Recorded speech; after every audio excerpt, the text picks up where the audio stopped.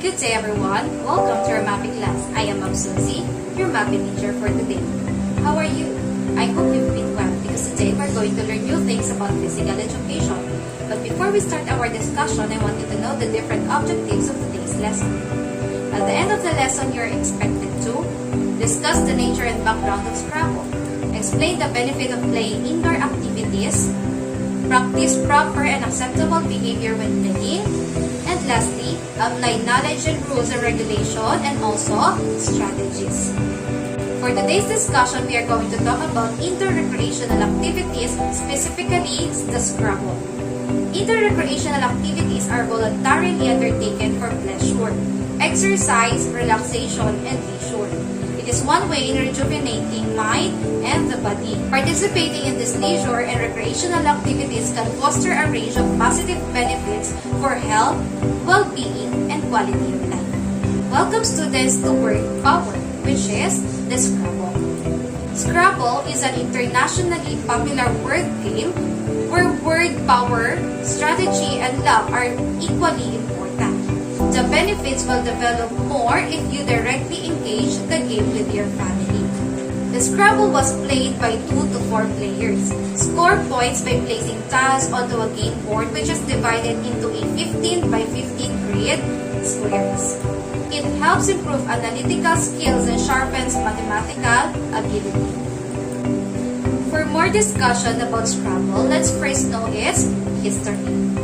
In 1931, Alfred Mosher Butts translated his lifelong love of crossword puzzle into a board game. A key to the game was Butts' analysis in the English language. Butts studies the front page of the New York Times to calculate how frequent each letter of the alphabet was used. He then used frequency to determine how many of each letter would include in a game. He included only 4 S tiles so that the ability to make words plural would not make the game too easy. Butts initially called the game Lexico but later changed the name to Crisscross Words after considering it and began to look for a buyer. The game makers who originally contracted rejected the idea, but Butts was tenacious. Then in 1848, he sold the right to entrepreneur and game lover James Brunel, who made a few minor adjustments to the design and renamed the game Scrabble, which is from the Dutch term means schrappen or scrape and scratch. Next, the hardware or the material used in playing Scrabble. So first is the Scrabble set, the timer, and the dictionary. So I have here an example of a Scrabble set. Inside the Scrabble set are the Scrabble board, Scrabble rocks,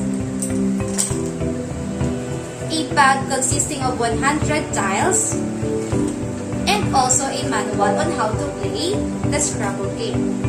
Okay, the board has 15 by 15 grid and composed of 225 squares and 100 tiles. It can be played by 2 to 4 players only. Next, let's talk about the premium square. We have 4 premium squares found in the Scrabble board. First one is the double word score. Next, the triple word score. Next, the double letter score, which is the light blue. And the triple letter score, which is the dark blue.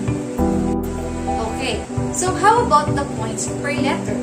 So each letter consisting 8 points depends on how frequent it is used in English words. So we have 1 point for the vowels A, E, I, O, U, the letter L, N, R, S, and T.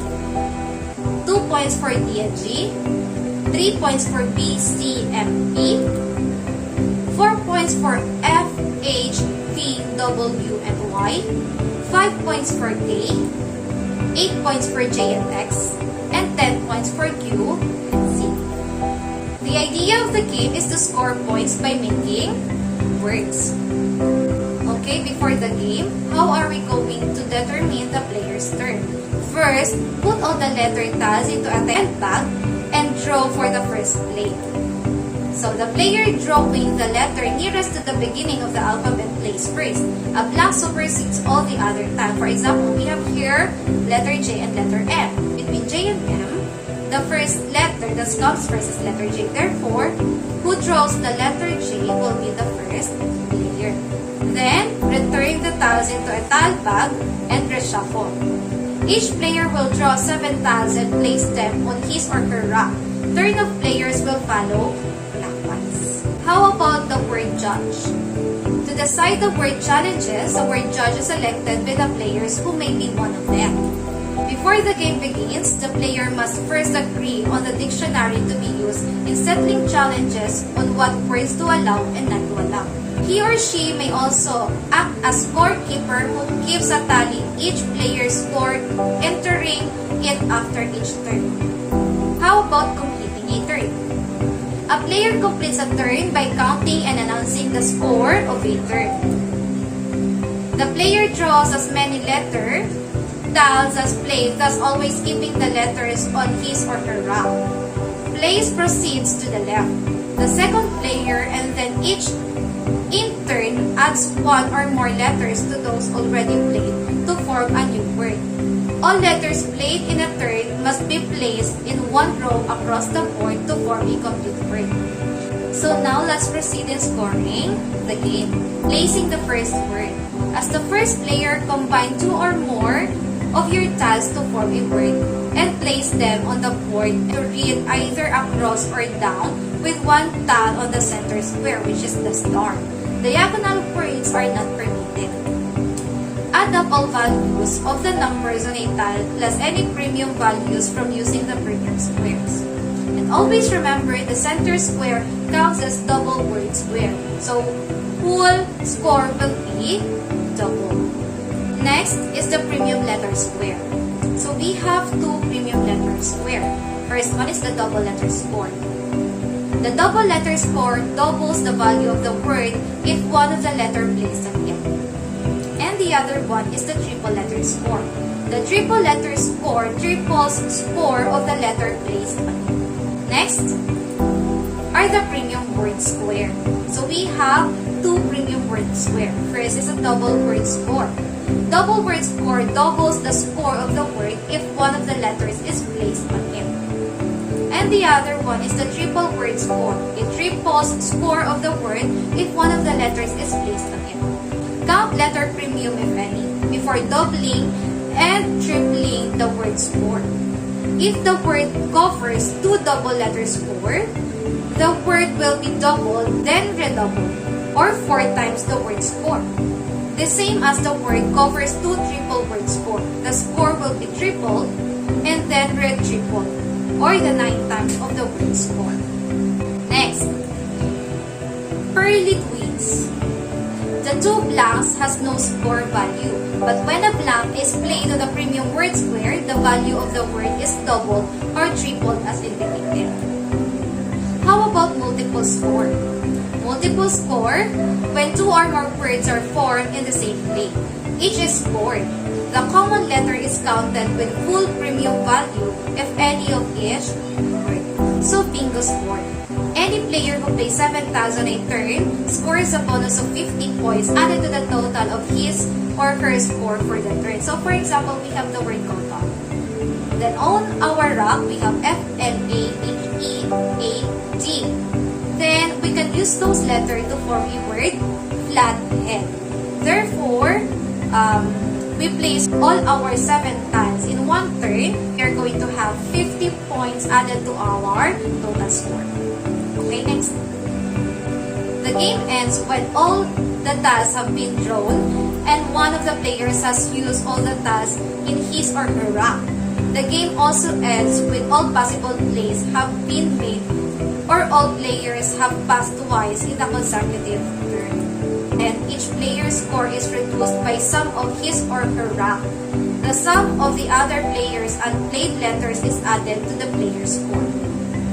The player with the highest final score wins the game. Players who tie for the highest final score shall equally be considered as winner, or shall we say draw. So for the basic moves, first one is the cooking.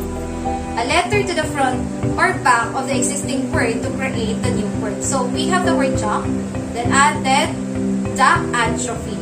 So the score of a jock P plus atrophy will be summed up to have our score for the term. Next is the extension plane. It is extending the pre-existing word. For example, we have the word true. Then the word pennies in our rap. Using the pennies word, so the total score of the true pennies will be our score of the term. Parallel plane. Placing a word parallel to an existing word such as more than one word is formed. So for example, then adding letters to form a word operation can also form a word pep, once, and add.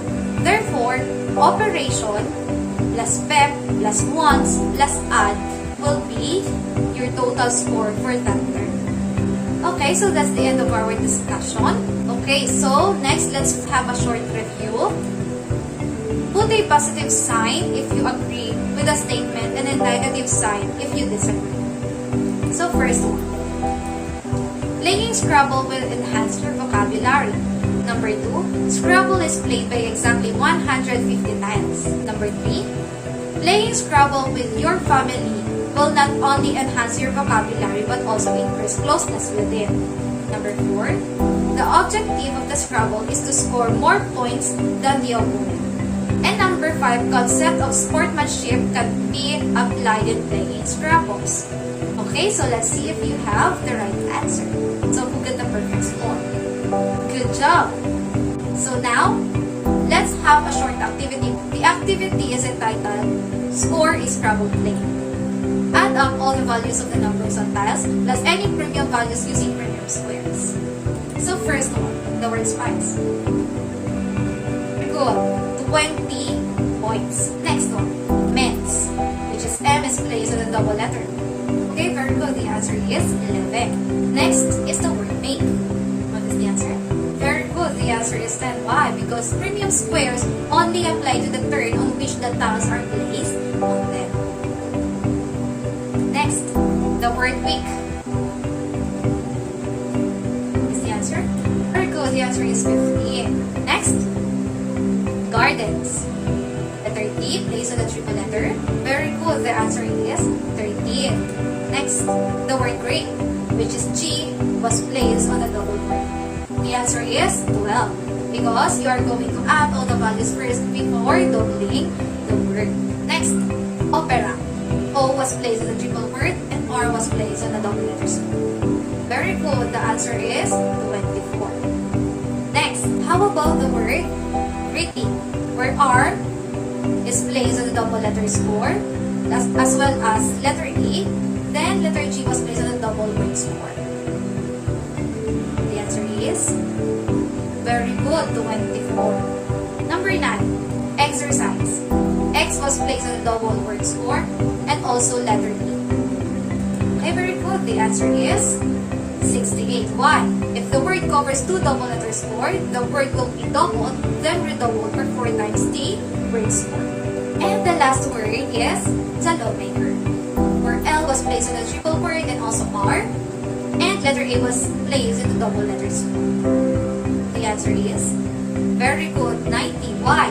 The word covers 2 triple word score, where the score will be tripled, then retripled. So 9 times of the word score.